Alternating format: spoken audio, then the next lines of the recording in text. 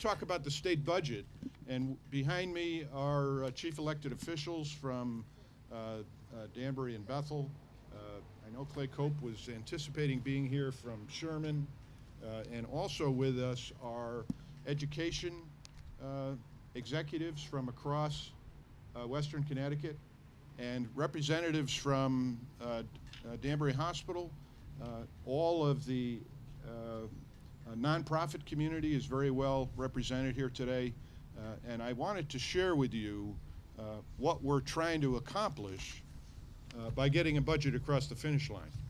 Now, you have heard there is no state budget. That is wrong. We have a state budget that was passed with bipartisan support at the state capitol and was vetoed by Governor Malloy. Our problem is we're trying to convince enough legislators on the other side of the aisle to join us in this bipartisan budget to avoid the draconian cuts of Governor Malloy's executive order, which is going to devastate schools, social services, and important state services across the whole state of Connecticut. So here's what it means. Danbury would see a loss of $6.7 million to the school system. Bethel loses $8.5 million. New Fairfield loses $4.6 million. And Sherman loses all the money. So very little money that they get from state government in way of education grant, all of it disappears. So we're trying to avoid teacher layoffs. We're trying to avoid shutting down school systems, which is what Governor Malloy's executive order is going to do. So how do we get the ball across the finish line? Well, that's why we're here today. We're still reaching out to members of the Democratic legislative caucuses in the Senate and the House to convince them that this bipartisan budget that was passed is the way to go. And do they disagree with some of the points in that budget? I understand that.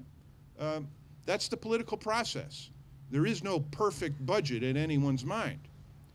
But we have to take what's a good opportunity and what's best on the table today and move forward with it. And in the future, in future days, we can fine-tune this over the next 2-year biennium that this budget stands for. So joining me here today are the chief elected officials. I'd like to call on Mayor Mark Boughton for comment. Thanks, Michael. Thank you very much, Michael. It's my pleasure to be here this morning. And I think Mike's points were on point. The fact of the matter is that the legislative process is a negotiated process. It's a process of compromise, of working together. And usually, in a compromise, everybody walks away a little bit unhappy. That means that it's probably a good compromise. Of course, you never compromise on principle, but at the end of the day, I think the Republican budget that was put out, which was vetoed by Governor Malloy, was, let me say this very clearly, a good budget for Danbury. My goal and my job, my responsibility is to look out for the taxpayers of this city. And in the in the Republican budget, Danbury will see an increase of about $5 million in the first fiscal year and an increase of almost $8 million in the second fiscal year for our students and staff. That's a good thing, and it certainly beats taking a $12 million cut and having to pay for the teachers' retirement system.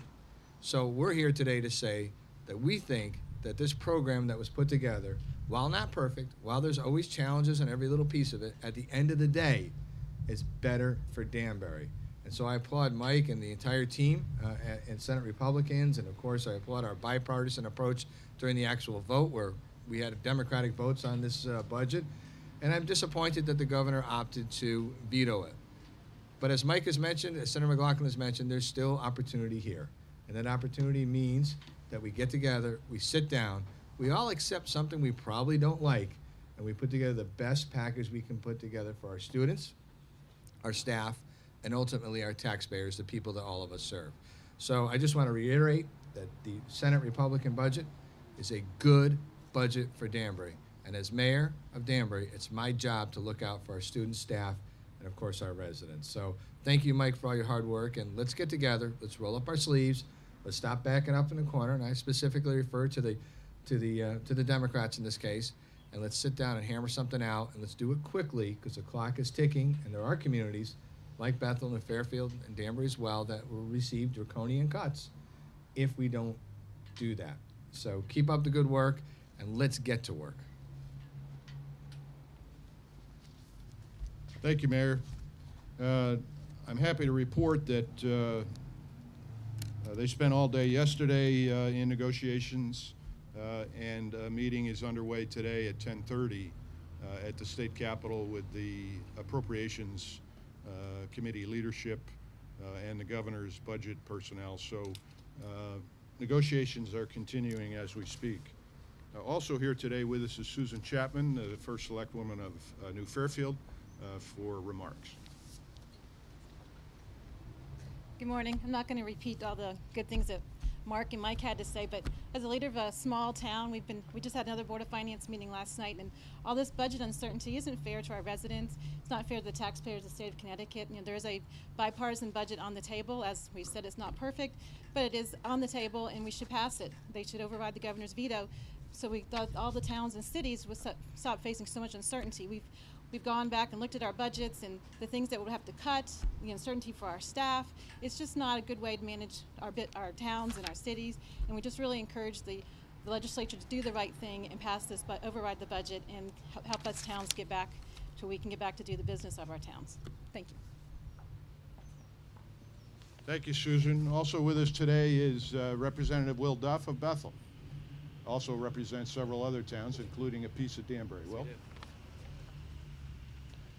The one thing I wanted to stress, I keep on hearing the Republican budget, the Republican budget. This was a bipartisan budget. Considering that the Republican Party is in the minority, there's no way a Republican budget can get through. It has to have the support of a number of Democrats. The reality of these cuts that are happening, part of the demise of Connecticut's economies over the past couple of years has been the lack of skilled workforce, lack of an educated workforce, and these cuts will further that problem.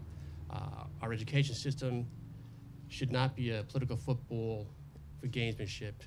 We need to train these kids. We need to educate these kids. And dragging out this process is being detrimental to their future. So back to you, Mike.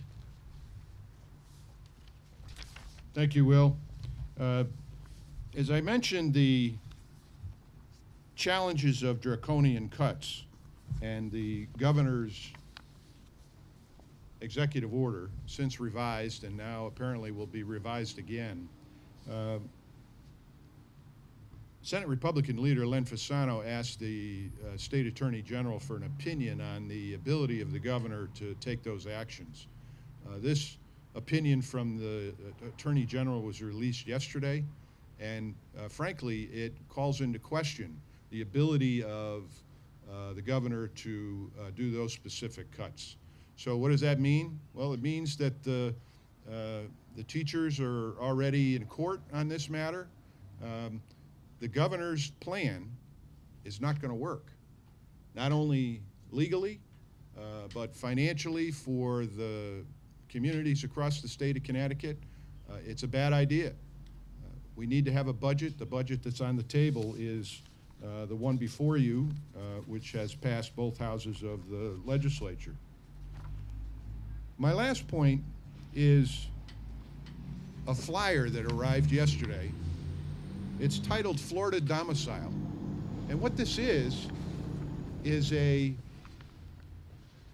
group of Florida lawyers, realtors, financial planners holding a seminar in Saugatuck, Connecticut, down near the shore. They're holding a seminar to tell people the potential tax benefits of changing their domicile to Florida. It's happening before our eyes. And we keep hearing that people are not leaving the state of Connecticut.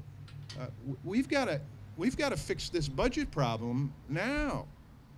This is a prime example of people who have mobility are walking. We've got to stop that flow of people leaving Connecticut.